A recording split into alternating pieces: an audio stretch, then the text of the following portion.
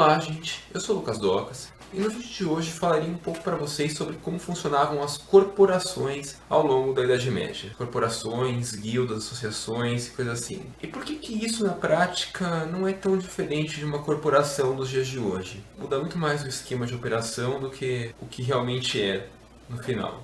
Bom, a primeira coisa que você tem que entender é que as corporações que eu estou falando são coisas similares a empresas formada por um grupo de profissionais de uma determinada função, ou formada por uma família, ou mais de uma família de profissionais de uma função. Lembra do vídeo de famílias? Vou até colocar na descrição aqui para vocês verem, caso tenham dúvidas sobre isso. Eles se agrupavam e formavam a corporação para poder melhorar a escala de produtividade deles e os acordos que eles faziam. A primeira pergunta que você está pensando agora que eu falei isso é: mas todos os profissionais especializados em alguma coisa assim na Idade Média realmente faziam parte de alguma corporação? A resposta que eu tenho aqui para vocês é que não. Haviam, por exemplo, corporações de ferreiros que trabalhavam em larga escala, produção de alguma coisa de ferro lá, de forja, e haviam ferreiros independentes, pequenos, ou às vezes não tão pequenos assim, famílias de ferreiros assim. Falar ferreiro, um ferreiro independente é meio raro também, mas uma família de ferreiros, que não era uma família tão grande assim, poderia simplesmente atuar de forma independente de uma corporação, a uma grande corporação assim. E agora que eu falei aqui da grande corporação,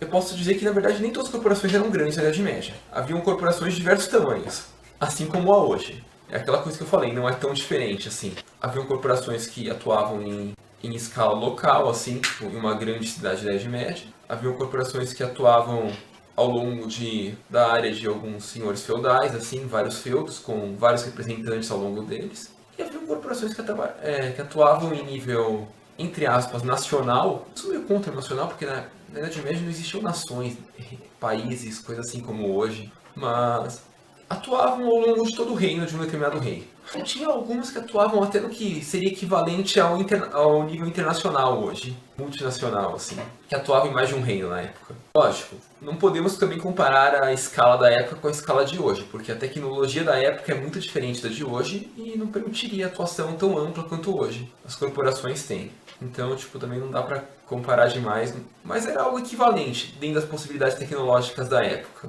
E, geralmente as corporações eram, como eu falei, empresas, ou equivalente a isso, porque, empresa, razão social, naquela época ainda não existia. Isso é coisa que surgiu após o Estado Nacional moderno, que até antes não tentava regular. Os reis e senhores feudais não tentavam regular o que era um empresário e o que não era, ele simplesmente queria o pagamento dele pelo uso da terra deles no final, independente daquilo que você colocasse como nome do que você está fazendo. Não é que nem hoje, que o Estado tenta saber o que você está fazendo para poder te cobrar de uma forma tal ou de outra. Mas isso é uma pequena mudança, que eu ainda vou ter que explicar no vídeo do que é o Estado Nacional Moderno, como ele se formou e por que ele é diferente do feudalismo e dessas coisas. Mas enfim, não eram, ou eram empresas, depende do ponto de vista. Formalmente, não eram, porque na época não tinha as formalidades que tem hoje, se é isso que vocês querem saber de formalidade. Mas fora isso, é razoavelmente equivalente às grandes empresas de hoje, com suas devidas proporções, é claro. Por consequência, eles visavam lucro, visavam ter mais dinheiro, porque afinal todo mundo visa o lucro. Não sejamos hipócritas, todo mundo visa o lucro nesse mundo. E ainda bem, porque, velho, se a gente não visasse o lucro, a gente ia estar visando o quê? E antes que vocês digam, seu ganancioso, entendam o seguinte: quando eu falo que visam o lucro, nem todo lucro é monetário. Existem outros tipos de lucro, mas a gente sempre está visando algum tipo de lucro sim, seja ele monetário ou não. Acho que não tem nada de errado em visar lucro monetário. Você tem que sobreviver de alguma forma, você quer melhorar de vida, então, seria hipocrisia xingar quem persegue o lucro monetário. Mas, tirando essas questões aí, vamos ao seguinte fato: eles visavam um lucro, seja monetário ou não. Às vezes o lucro era um acordo com outra corporação, ou com um determinado rei, ou com, sei lá, para garantir que algum serviço será feito e que eles iriam ter um fluxo de caixa constante. Que às vezes é mais lucrativo, deixar de ter uma margem maior, mas ir recebendo mais ao longo do tempo, do que ter uma margem maior de uma vez, assim. Mas é mais benéfico. A hierarquia dentro das corporações talvez não fosse tão similar à de hoje, que é o que eu falei, o modo de funcionamento é um pouco diferente. Como naquela época, muitas corporações eram, digamos assim, grandes empresas familiares, ainda existem empresas familiares que viraram corporações nos dias de hoje, que se mantêm corporações familiares, mas naquela época era mais comum do que hoje. A hierarquia tendia a ser muito mais uma hierarquia de família do que porcentagem de participação da empresa. Ou quando era de porcentagem de participação, era a porcentagem de participação de cada família, não de cada pessoa em si. ao contrário do que é hoje. Outra característica importante, como eu falei, eram empresas familiares, mas eram empresas familiares ao pé da letra em muitos casos. Então, tipo, muitas vezes as corporações tinham apenas membros das famílias que faziam parte delas. Então, tipo, também não ter funcionários que não tivessem vínculo com essas famílias. Porque as famílias eram as proprietárias ou associadas. Então, tipo, eles tinham um certo nepotismo. Não sei se nepotismo é tão ruim assim ou não. Lógico, teve algum benefício que abandonar eles nos dias de hoje. Mas não vou falar que também que ele era de todo ruim, assim. Porque seria um tanto quanto ignorância minha falar isso. Eu não conheço a realidade da época, talvez fosse vantajoso naquele momento. Conheço sim, mas não tão perfeitamente a ponto de falar se era ou não vantajoso economicamente para eles. Para cada um deles. Por sinal, não dá para saber nem de hoje o que é economicamente vantajoso para cada empresa. Como é que você quer saber isso da época, né? Você teria que além da empresa para saber. Então, tipo, é provável que só tivessem funcionários da mesma família, assim. Desde o nível mais baixo até o nível mais alto da hierarquia. Todo mundo era parente. Lógico, eles poderiam contratar algo equivalente ao que hoje chamamos de terceirizados, tipo, contratar outra corporação menor responsável por fazer outra coisa, que essa corporação maior poderia ter sido maior que essa corporação na realidade, mas imagina, uma corporação poderia contratar outra corporação para fazer um serviço em que essa primeira corporação não fosse tão especializada em fazer. E havia associações de corporação, sim, na Idade Média, prestação de serviços e coisas assim. Ou às vezes poderiam contratar uma família que não constituísse uma corporação em si, para fazer determinado serviço em determinado local, assim, quando lhe fosse vantajoso. Os reis e senhores feudais provavelmente não tentariam ficar controlando muito, porque para eles, como eu falei já antes, não interessava isso daí. Eles queriam o resultado deles no final apenas, eles não estavam interessados.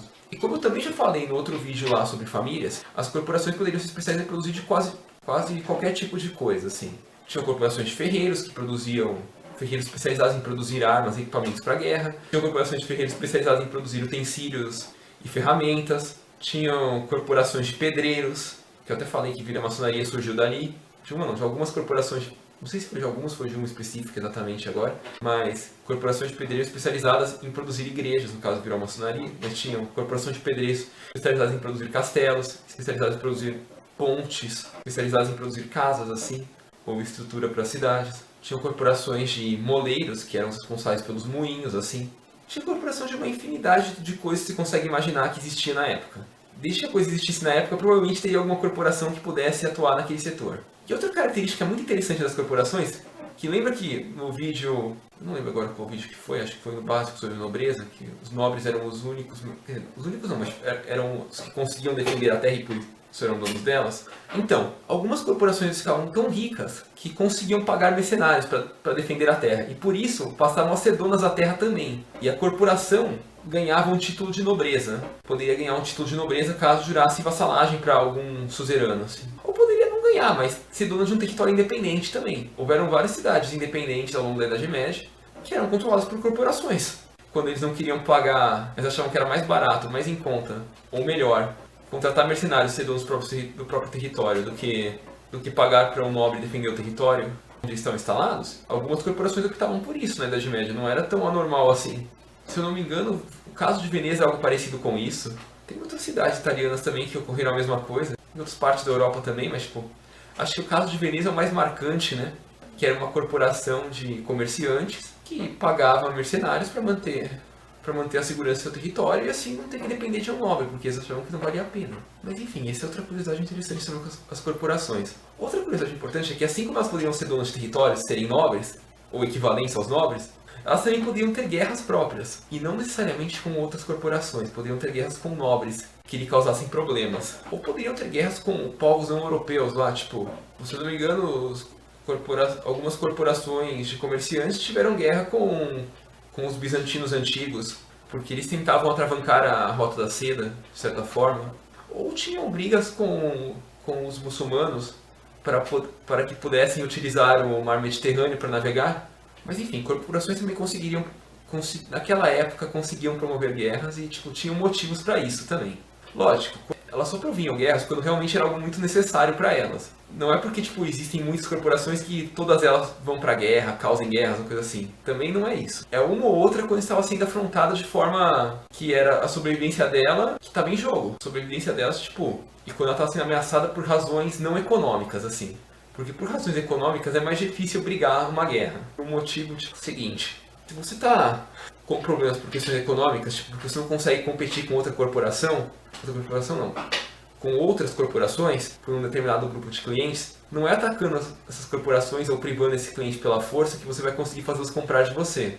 Eles podem fugir de você se você fizer isso. Pode não ser uma ideia muito inteligente. Então, tipo, era muito mais para obstruções não econômicas, assim, que eles utilizavam da força. Eles utilizavam da força, assim.